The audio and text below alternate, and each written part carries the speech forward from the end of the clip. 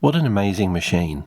With a low-performance 4MHz CPU and a tiny 16 kilobytes of RAM, throw in 40 sprites and some other hardware graphics enhancements like background scrolling, and you can play games like this. This is what the Game Boy was made for. Incredibly fun 2D games such as Balloon Kid. This starts off so chill and gentle, but then ramps up to be fiendishly difficult that I still haven't completed to this day. Okay, but that's not what this video is about. Tonight we're about overcoming the limitations. This is about a machine that's still going strong today, with a resurgence of new homebrew games coming out over the past few years. Why? Because despite its fundamental limitations, it's never been easier to make games for this system. Games that inspire the imagination of those who play and want to learn about the Game Boy. From the very first moment the Game Boy was released, the games started to get better, as developers learned how to push its hardware.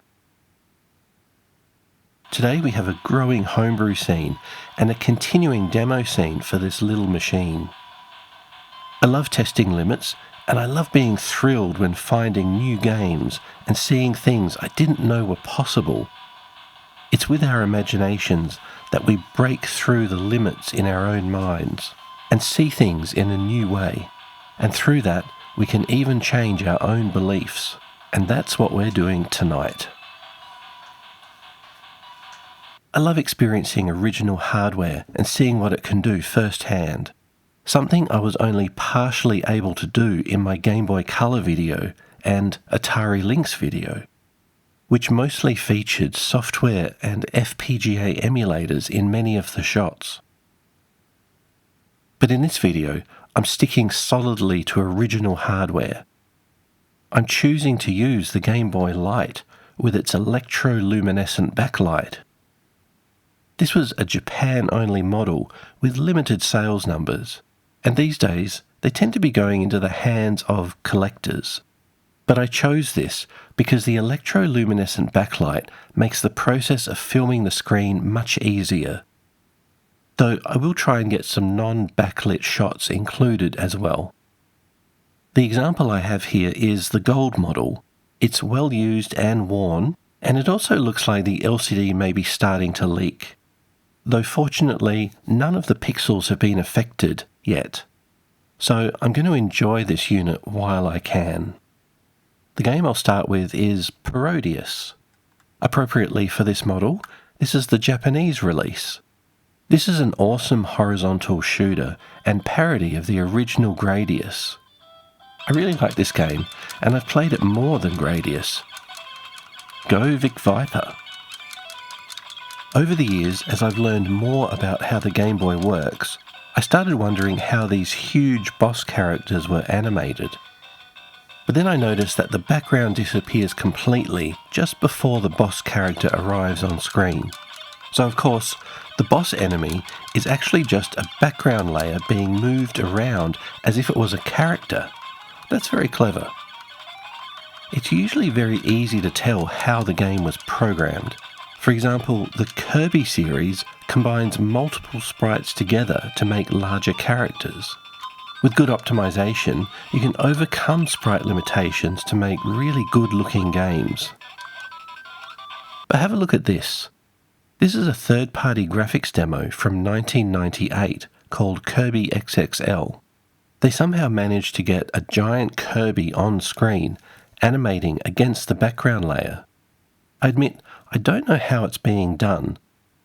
I don't think it's using sprites, but I'm just not sure. If you happen to know how this is being done, or anything else in this video, then feel free to leave me a comment.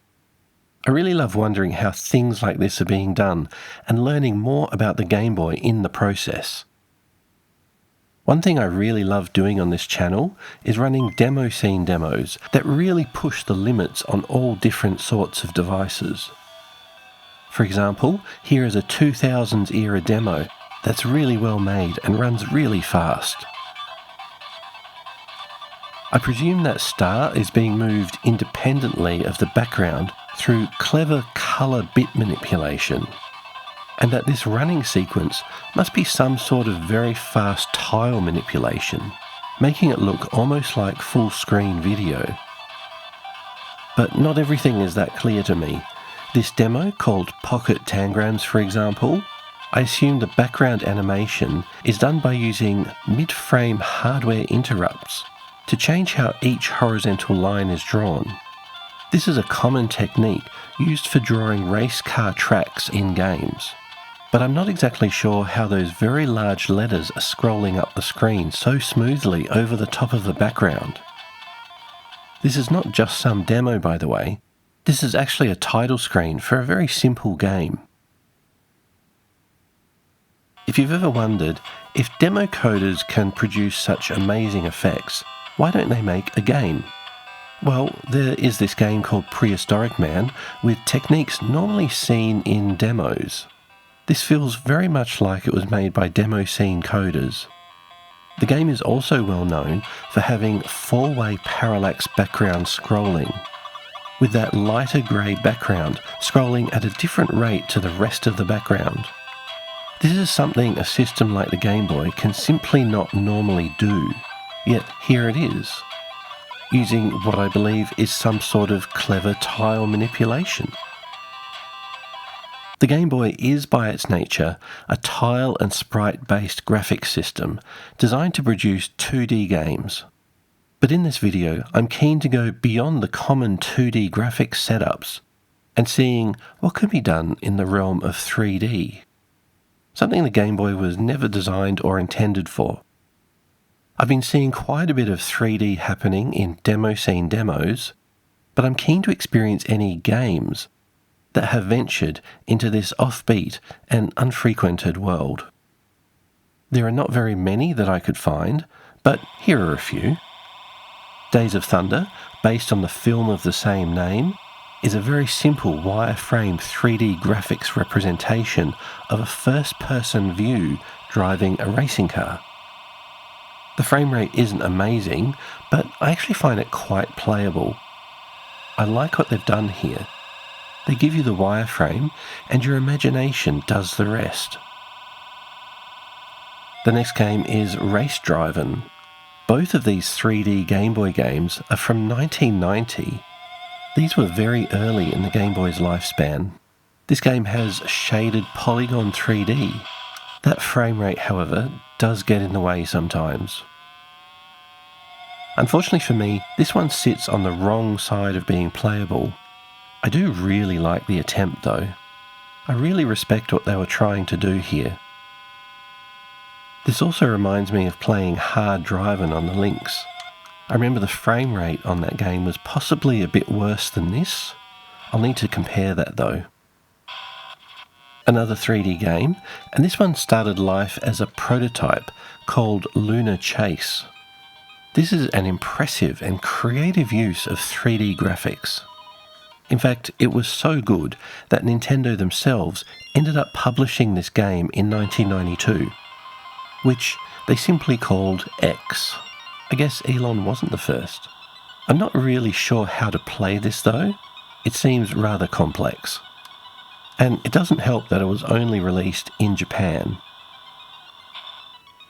But probably my favourite example of 3D graphics on the Game Boy would have to be Stunt Race FX.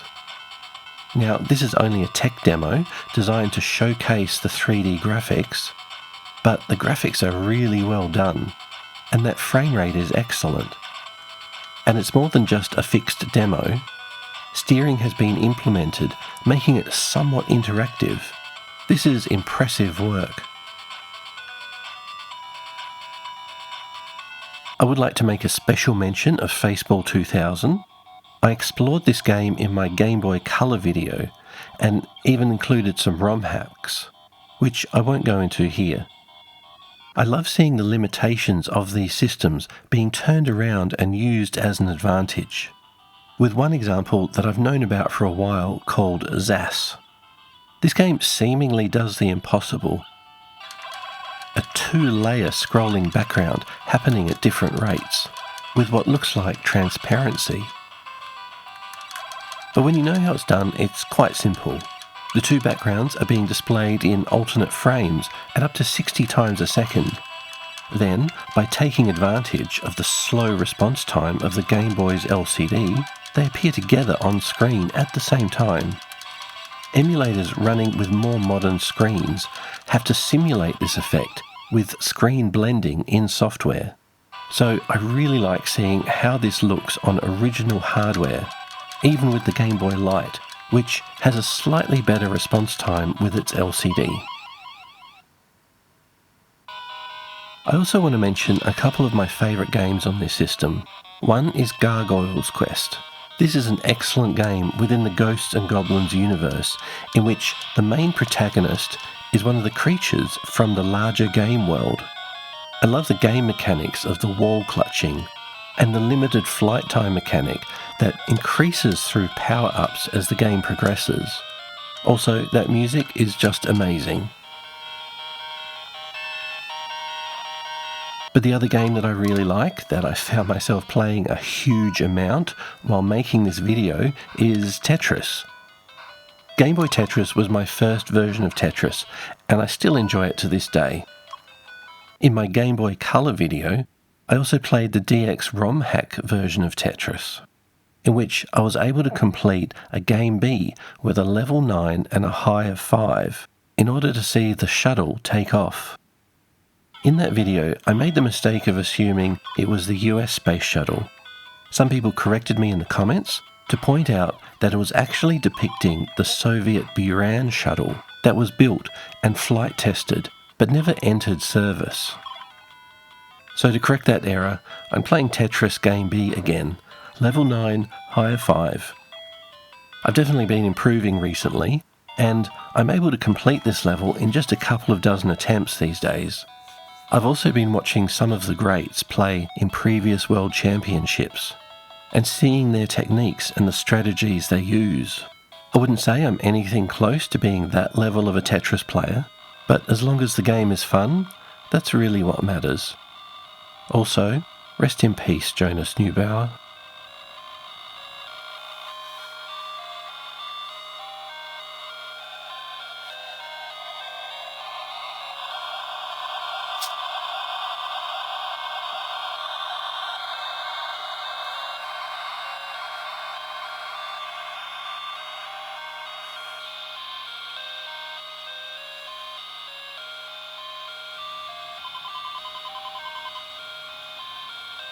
There are so many good games on this system, and of course I'm also looking for modern homebrew.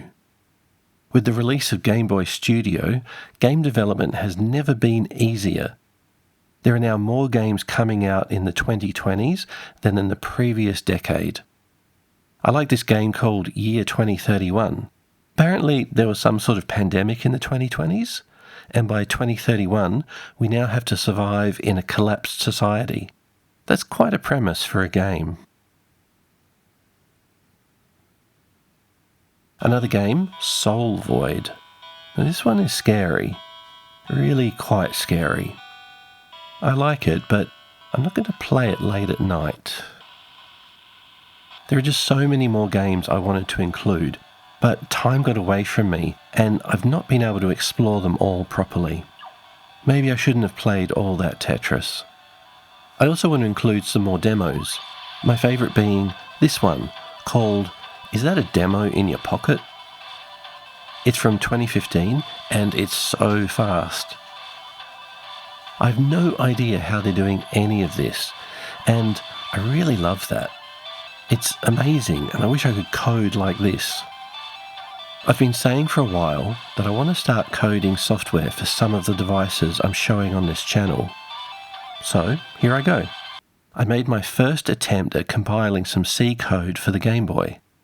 I used the GBDK C compiler, and the debugging was not that difficult. My demo is not very complicated. All it does is show random lines being drawn all over the screen in random shades of grey in a fast loop.